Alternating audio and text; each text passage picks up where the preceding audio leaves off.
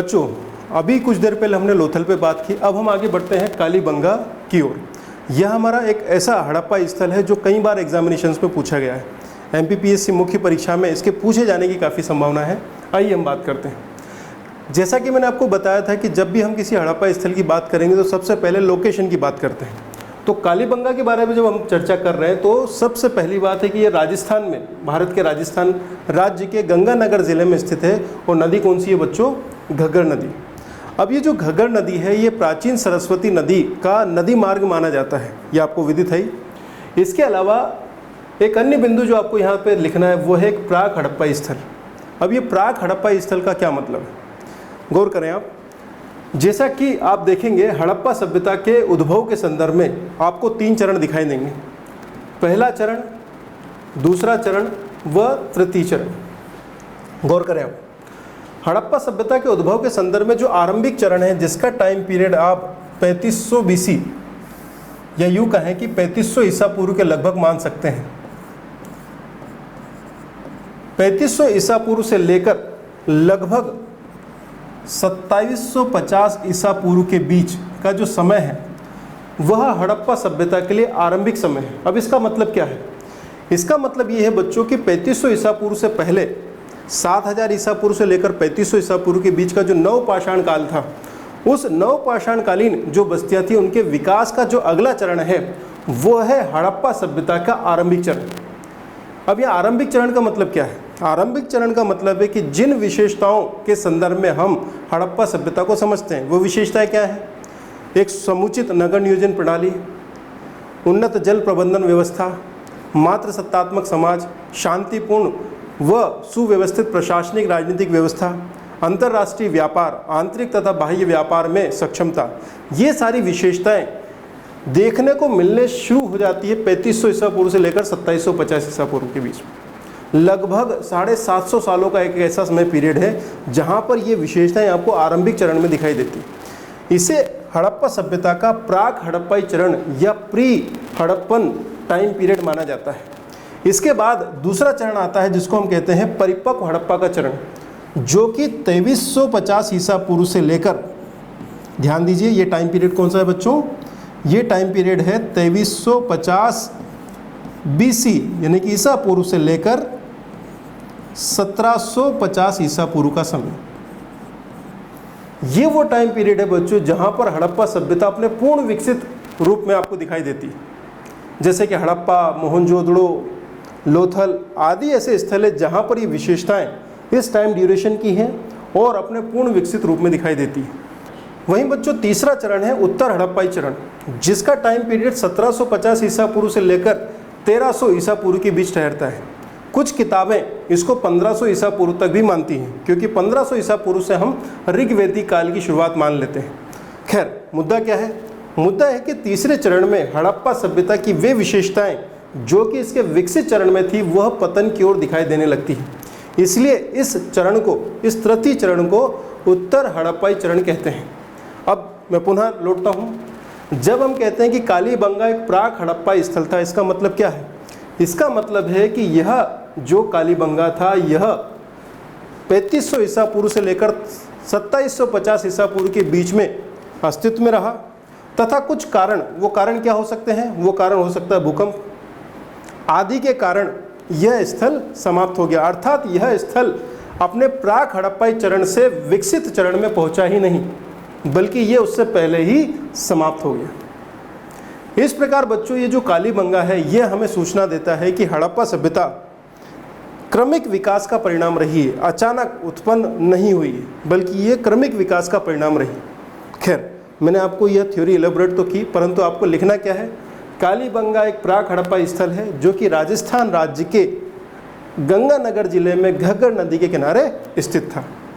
अब हम बात करते हैं इसकी खोजकर्ता। इसकी खोज हुई है 1960 में अमलानंद घोष द्वारा। किसके द्वारा खोज की गई है? अमलानंद घोष द्वारा। कब की गई? 1960 में। बच्चों, अगर आप 1960 ना याद रख पाएँ तो भी कोई समस्या नहीं है, पर अगर आप ये लिखें कि इसकी खोज अमलानंद घोष द्वारा की गई है तो ये काफ़ी महत्वपूर्ण बात है। तीसरे बिंदु पे आते हैं कि तीसरे बिंदु में क्या लिखा जा सकता है। जैसा कि मैंने आपको पहले भी बताया कि हमें उन चीज़ों के बारे में या उन महत्वपूर्ण सूचनाओं के बारे में जानकारी देनी है जो कि उस स्थल से संबंधित रहें। जैसे कि कालीबंगा से आपको हल रेखा के साक्ष्य मिले, क्रूड लाइंस। अब ये हल रेखा के साक्ष्य क्या बता रहे हैं? आप देखेंगे कि MPPSC एग्जामिनेशंस हो, IAS प्रीलिम्स एग्जामिनेशंस हो, SSC हो, CP हो, या फिर Madhya Pradesh sub inspector examinations हो, या राजस्थान PSC हो, या उत्तर प्रदेश PSC हो, ये बिंदु काफ़ी बार पूछा गया है कि हल रेखा के साक्ष्य कहाँ से मिले। अब हल रेखा क्रूड लाइन होती क्या है? आप यूँ समझिए कि कोई कृषक है, उसने अपने खेत में हल चलाया, और हल चलाने के पश्चात जो गहरी नालियाँ जैसी आपको दिखाई देती है वो है हल रेखा। वस्तुतः यह कृषि किए जाने के प्रमाण है।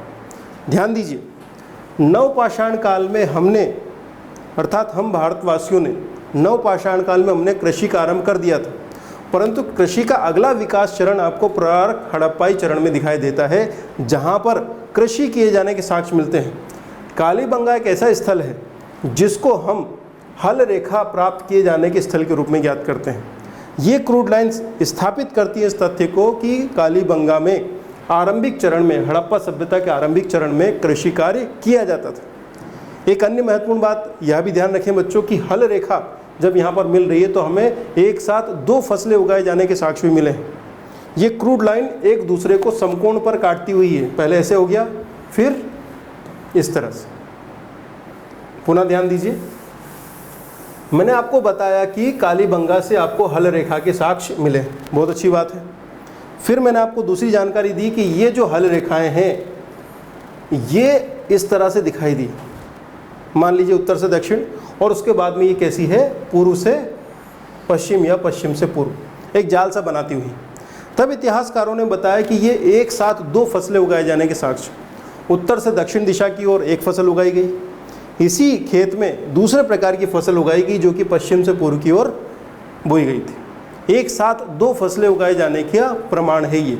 ध्यान रखें, ये उन्नत कृषि विकास के चरण को दर्शाती है जो कि हमें कालीबंगा से दिखाई देता है। हो पाएगा बच्चों? कुछ अन्य चीज़ें बता दीजिए कि भैया यहाँ से अग्निगुण के साक्ष्य मिले, बहुत अच्छी बात है।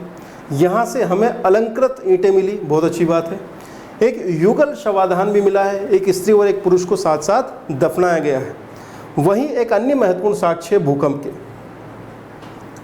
एक इतिहासकार महोदय राइक्स महोदय, उन्होंने ये बताया कि कालीबंगा नामक जो स्थल है उसका विनाश हुआ था भूकंप से।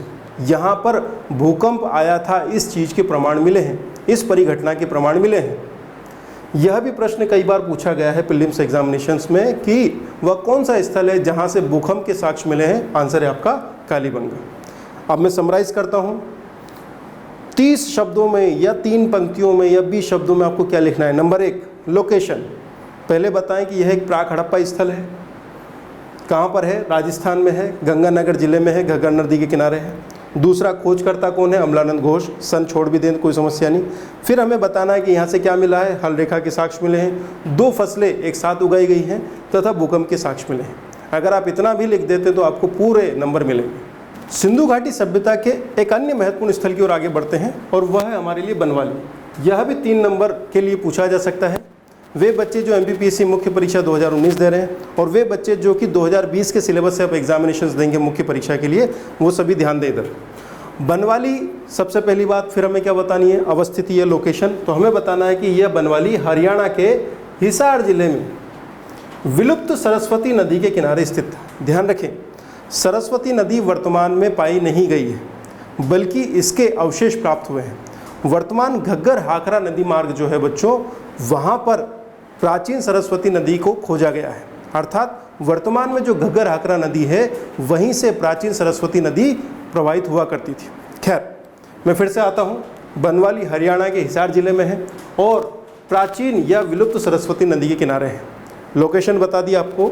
इसके बाद में आपको बताना है कि RS विस्ट जो पुरातत्वविद हैं, जो इतिहासकार हैं, RS विस्ट, उन्होंने इसकी खोज की तथा उत्खनन भी किया। अब हमें बात करनी है कि उन चीज़ों के बारे में जो कि बनवाली से प्राप्त हुई हैं। तो यहाँ से एक महत्वपूर्ण चीज़ मिली है हमें, पकी हुई मिट्टी से निर्मित एक खिलौना हल। अभी क्यों महत्वपूर्ण, इसको समझिए जरा। जैसा कि हमने कालीबंगा के बारे में देखा था, कालीबंगा से हमें क्रूड लाइन्स मिले, हल रेखा के साक्ष्य मिले, जिसने यह स्थापित किया कि यहाँ पर कृषि कार्य आरंभिक चरण में होता था।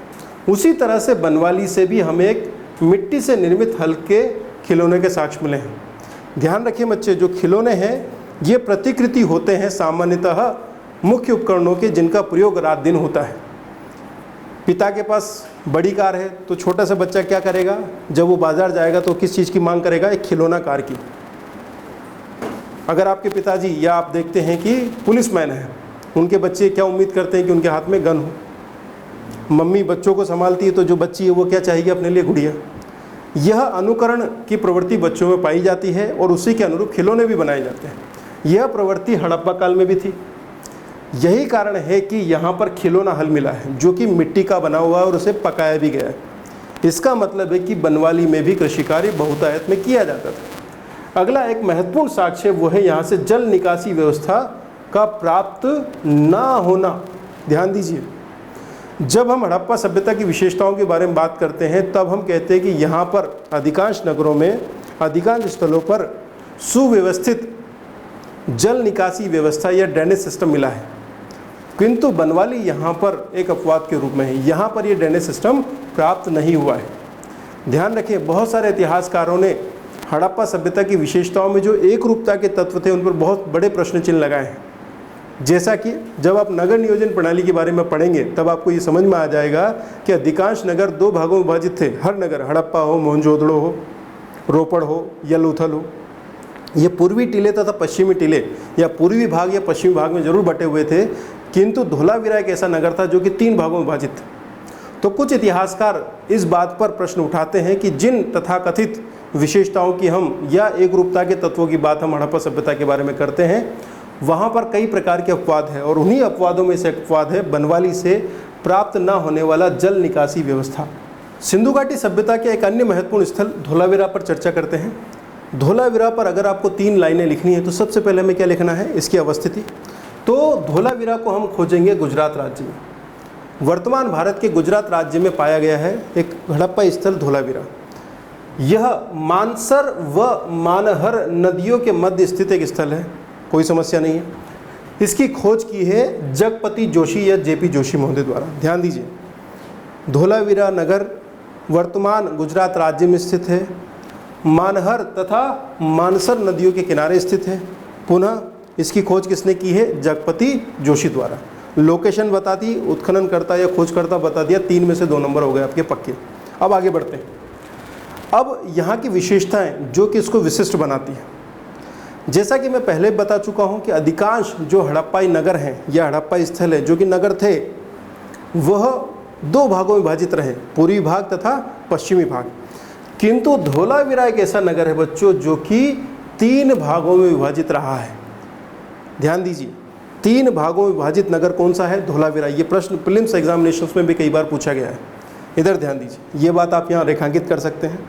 इसके अलावा कौन कौन सी ऐसी चीज़ें हैं जो कि इसको विशिष्ट बनाती हैं। स्टेडियम के साक्ष्य, धोलावीरा से एक ऐसा क्रीड़ांगन मिला है, एक स्टेडियम मिला है। अब ध्यान रखिए, क्रिकेट स्टेडियम हो जरूरी नहीं है, एक ऐसा स्थल मिला है जहाँ पर दर्शक बैठते थे और उन दर्शकों के बीच में मैदान में खेल प्रतियोगिताएं आयोजित की जाती थी। स्टेडियम के साक्ष्य मिले हैं, ये अपने आप में काफ़ी महत्वपूर्ण बात है। दूसरी एक अन्य महत्वपूर्ण बात है यहाँ पर पाई जाने वाली उन्नत जल प्रबंधन व्यवस्था। ध्यान दीजिए, उन्नत जल प्रबंधन व्यवस्था। धोलावीरा नगर से लगे हुए हमें कुछ ऐसे स्थल मिले हैं जहाँ पर पानी को संयोजित करके या फिर एकत्रित करके रखा जाता था। फिर उस पानी से भरे हुए स्थल से कुछ नालियों को निकाला गया जो कि घरों तक पहुँचती थी। एक ऐसा ड्रेनेज सिस्टम जहाँ पर धोलावीरा नगर को पेयजल की आपूर्ति की जाती थी। क्या सिंचाई होती थी इससे? उत्तर है सिंचाई नहीं थी। सिंचाई का प्रयोग नहीं होता था, बल्कि इस उन्नत जल प्रबंधन व्यवस्था के माध्यम से घरों तक पेयजल की आपूर्ति की जाती थी। ये बिल्कुल वैसा है जैसे कि वर्तमान में जो नगरीय निकाय हैं वो एक स्थल से पानी को मंगवाते हैं, उसको एकत्रित करते हैं, फिर प्रत्येक सुबह प्रत्येक घरों को उस पानी की सप्लाई करते हैं। इस तरह की व्यवस्था आपको देखने को मिलती है धोलावीरा से। यह काफ़ी विशिष्ट बात है बच्चों। इसके अलावा यहाँ से एक साइन बोर्ड मिला है। कई बार पूछा गया है कि वह कौन सा ऐसा स्थल है जहाँ पर हड़प्पा सभ्यता का सबसे बड़ा लिखित साक्ष्य मिला है। एक ऐसा साइन बोर्ड मिला है जहाँ पर सर्वाधिक बड़े अंक या फिर कहें कि वर्ण मिले हैं। ये उत्तर है धोलावीरा। धोलावीरा की जो किले की दीवार है वहाँ से हमें एक साइन बोर्ड मिला है जिसपे 9 या 10 वर्ण हैं। ध्यान रखें, कुछ किताबें 9 वर्ण बताती, कहीं किताबें बताती 10 वर्ण। हड़प्पाई लिपि के 9 वर्ण या 10 वर्ण वाला एक साइन बोर्ड मिला है। ये सबसे बड़ा है क्योंकि इसके अतिरिक्त जहाँ भी हमें साक्ष्य मिले हैं वो इससे छोटे हैं। सबसे बड़ा लेख युक्त साइन बोर्ड आपको कहाँ से मिला है? धोलावीरा से। इस प्रकार बच्चों धोलावीरा पर आप 3 लाइनें लिखें। नंबर 1, इसकी अवस्थिति गुजरात राज्य में है, खोजकर्ता जेपी जोशी द्वारा। इसके अलावा यहाँ से सबसे पहली बात, नगर नियोजन के संदर्भ में 3 भागों में विभाजित है। स्टेडियम के साक्ष्य मिले हैं, उन्नत जल प्रबंधन व्यवस्था के साक्ष्य मिले हैं और यहाँ पर एक सबसे बड़ा साइन बोर्ड मिला है। अगर आप ये 3 चीज़ें लिखते हैं तो आपको पूर्ण अंक प्राप्त होंगे। हड़प्पा सभ्यता सिंधु घाटी सभ्यता के अध्ययन के संदर्भ में कुछ ऐसे व्यक्तित्व नजर आते हैं जो कि कई बार पूछ लिए जा सकते हैं या पूछे भी जाते हैं। उन्हीं व्यक्तित्व में एक अन्य नाम है सर जॉन मार्शल का। जॉन मार्शल का नाम आपको हड़प्पा सभ्यता के उद्भव या प्रकाश में लाए जाने के संदर्भ में दिखाई देता है। पहले समझ लीजिए बच्चों, जब भी कोई व्यक्तित्व या नाम आपके सामने आता है मुख्य परीक्षा में और आपको 3 बिंदुओं पे या बहुत शॉर्ट में उसके बारे में लिखना है, तब आप उसमें क्या लिखेंगे? रूपरेखा समझ लीजिए। हम कोशिश करेंगे कि इसको बिंदुवार ही लिखें, पर जहाँ बिंदुवार ना लिख सके वहाँ पर ध्यान दीजिए, उसका भी एक तरीका है। आप कोशिश ये करें कि उस व्यक्तित्व से जुड़ी हुई जो मुख्य बातें हैं वो लिखें। अब मुख्य बातें का मतलब क्या है? मुख्य बातें का मतलब है उनके कार्य। जैसे फॉर एग्जांपल सरदार वल्लभ भाई पटेल। सरदार वल्लभ भाई पटेल मान लीजिए कि नाम आ जाता है एक मुख्य परीक्षा पेपर फर्स्ट में, इतिहास में एक नाम आ गया सरदार वल्लभ भाई पटेल। अब आपको 3 पंक्तियाँ लिखनी इनके बारे में या 20 शब्द लिखना है, तब क्या लिखेंगे? क्या हम ये लिखेंगे कि इनका जन्म यहाँ पर हुआ, इनके पिताजी यहाँ पे थे, इनका सरदार वल्लभ भाई पटेल इस स्कूल में गए थे या फिर उस विश्वविद्यालय से पढ़ के आए? या फिर हम लिखेंगे कि सरदार वल्लभ भाई पटेल एक प्रसिद्ध कांग्रेसी नेता थे जिन्होंने भारत के एकीकरण में महत्वपूर्ण भूमिका निभाई। फिर समझिए, स्वतंत्रता के पश्चात भारत के एकीकरण में सरदार वल्लभ भाई पटेल की भूमिका सर्वाधिक महत्वपूर्ण थी। ये उनका कार्य था। वो भारत के पहले उप प्रधानमंत्री भी थे और गृह मंत्री भी थे, किंतु उनकी भूमिका सबसे महत्वपूर्ण किस लिए याद किए जाते हैं? वो भारत के एकीकरण में, एक ऐसा समय जब भारत विभाजित हो सकता था या कई टुकड़े हो सकते थे, तब उन देसी रियासतों को तथा ब्रिटिश भारत को एक करने में एक महत्वपूर्ण भूमिका निभाई सरदार वल्लभ भाई पटेल। ये बात अगर आप लिखते हैं तो इसमें काफ़ी ऑथेंटिसिटी आएगी। फिर स्वतंत्रता संघर्ष के दौरान उनके द्वारा स्वतंत्रता आंदोलन में किए गए योगदान का उल्लेख कर दीजिए। अर्थात आपको उनके कार्यों पर फोकस करना है। इसी तरह से बच्चों, अगर आपसे पूछे सर जॉन मार्शल, तो सर जॉन मार्शल के बारे में सबसे पहली बात करें कि वो करते क्या थे। नंबर 1 बिंदु कि वो प्रसिद्ध पुरातत्वविद थे, आर्कियोलॉजिस्ट थे। बहुत अच्छी बात है। इन्हीं के नेतृत्व में, ध्यान रखें, 1921 में जब दयाराम साहनी द्वारा हड़प्पा की खोज की गई और 1922 में जब राखलदास बनर्जी द्वारा मोहनजोदड़ो की खोज की गई, उस समय भारतीय पुरातत्व सर्वेक्षण विभाग के प्रमुख थे सर जॉन मार्शल। उस समय ये डायरेक्टर थे और इन्हीं के डायरेक्शन में दयाराम साहनी तथा राखलदास बनर्जी ने हड़प्पा सभ्यता को खोजा तथा एक समय पश्चात भारत ने यह घोषित किया कि भारत में एक प्राचीन सभ्यता हड़प्पा सभ्यता को खोजा गया है। तो बच्चों ध्यान रखें, इनकी मुख्य विशेषता या ये किस लिए जाने जाते हैं? सर जॉन मार्शल जाने जाते हैं अपने उस डायरेक्शन के लिए, अपने उस नेतृत्व के लिए, जिसके कारण हड़प्पा सभ्यता प्रकाश में आई और फिर उस पर खोज या उत्खनन शुरू हुए। इन्हीं के नेतृत्व में दयाराम साहनी तथा राखलदास बनर्जी द्वारा हड़प्पा सभ्यता की खोज की गई। अब हमें यह भी बताना है कि किस पद पर सुशोभित थे सर जॉन मार्शल? भारतीय पुरातत्व सर्वेक्षण विभाग के महानिदेशक या डायरेक्टर थे। फिर से बच्चों, जब भी कोई व्यक्तित्व आपके सामने आता है, रूपरेखा समझ लीजिए, हमें उसके जन्म स्थान या स्कूल या कॉलेज या फिर छोटे मोटे कार्यों की तरफ ध्यान नहीं देना है, बल्कि हमें ध्यान देना है उनके मुख्य कार्यों की। हड़प्पा सभ्यता से जुड़े हुए एक अन्य व्यक्तित्व के रूप में हम देखते हैं दयाराम साहनी को। ध्यान दीजिए, जब दयाराम साहनी के बारे में बात होती है तो सबसे पहले हम उनके कृतित्व पर चर्चा करेंगे। सबसे पहले इनका प्रोफेशन, एक पुरातत्व शास्त्री थे और महत्वपूर्ण बात है कि ये भारतीय थे। एक भारतीय पुरातत्व शास्त्री जिन्होंने 1921 में सर जॉन मार्शल के नेतृत्व में हड़प्पा सभ्यता को खोजा था, या यूँ कहें कि हड़प्पा सभ्यता के पहले स्थल हड़प्पा की खोज की थी। पहला बिंदु क्या है? भारतीय पुरातत्व शास्त्री हैं। दूसरी इनकी विशेषता यह है कि इन्होंने 1921 में हड़प्पा नामक स्थल की खोज की और इस खोज करते समय भारतीय पुरातत्व सर्वेक्षण विभाग के डायरेक्टर जो थे वो सर जॉन मार्शल थे। ध्यान दीजिए, अगर आप सर जॉन मार्शल का नाम भूल भी जाते हैं तो भी परेशान होने की आवश्यकता नहीं। मेरी कोशिश ये कि मैं अतिरिक्त जानकारी आपको देते रहूं, ताकि दो जानकारियों में से अगर एक मुख्य जानकारी भी आपके पास है तो आपके अंक आपको पूरे मिले। तीसरी महत्वपूर्ण बात है कि अन्य भारतीय इतिहासकारों की तरह ही दयाराम साहनी का भी ये मानना था कि हड़प्पा सभ्यता एक प्रागैतिहासिक सभ्यता, यह देशज भारतीय संस्कृति से विकसित हुई। बहुत सारे ब्रिटिश हिस्टोरियंस तथा अन्य हिस्टोरियंस ने ये कोशिश की कि हड़प्पा सभ्यता को विदेशियों द्वारा निर्मित बता दिया जाए, किंतु दयाराम साहनी का स्पष्ट रूप से ये मानना था कि हड़प्पा सभ्यता का जो विकास हुआ है, जो उत्पत्ति हुई है, वो एक देशज संस्कृति के रूप में हुई है। ये विकास की प्रक्रिया का एक स्वाभाविक चरण है, ना कि विदेशियों द्वारा विकसित की गई संस्कृति है। इस पर हम और चर्चा करेंगे एक बड़े प्रश्न में, जहाँ पर हम हड़प्पा सभ्यता के उद्भव पर चर्चा करेंगे। तो हमें क्या करना है, दयाराम साहनी के बारे में 3 बातें लिखनी है। नंबर 1, ये पुरातत्व शास्त्री थे। नंबर 2, 1921 में सर जॉन मार्शल के नेतृत्व में इनके द्वारा हड़प्पा की खोज की गई। तथा तीसरा बिंदु ये बताएं कि इनका मत है, यह मानना है, ये काफ़ी महत्वपूर्ण बात है कि दयाराम साहनी भी ये मानते हैं कि हड़प्पा सभ्यता भारतीयों द्वारा विकसित की गई एक देशज संस्कृति है, ना कि विदेशियों द्वारा निर्मित की गई। अब एक अन्य व्यक्तित्व के बारे में चर्चा करते हैं, वो है हमारे सामने R.D. बैनर्जी या राखलदास बैनर्जी। ध्यान रखें, कहीं कहीं आपको क्या लिखा मिलेगा, R.D. बैनर्जी। हमें ध्यान रखना है कि R.D. बैनर्जी कौन है, राखलदास बैनर्जी। कन्फ्यूज़न नहीं होना चाहिए, कन्फ्यूज़ नहीं होना है आपको। यहाँ पर R.D. बैनर्जी का मतलब है राखलदास बैनर्जी।